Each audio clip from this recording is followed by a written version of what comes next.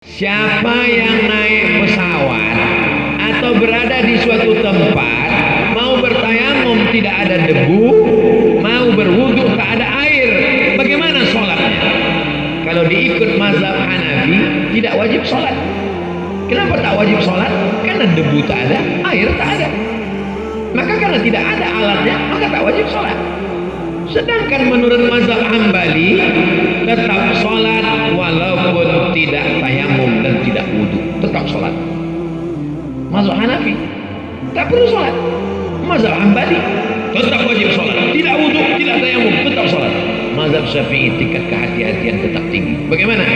Di saat berada di tempat itu tetap sholat tanpa wudhu, tanpa tayamum. Namanya sholat lihurmatil waktu, menghormati waktu. Tapi setelah sampai di tujuan tetap diulang, namanya sholat i'adah.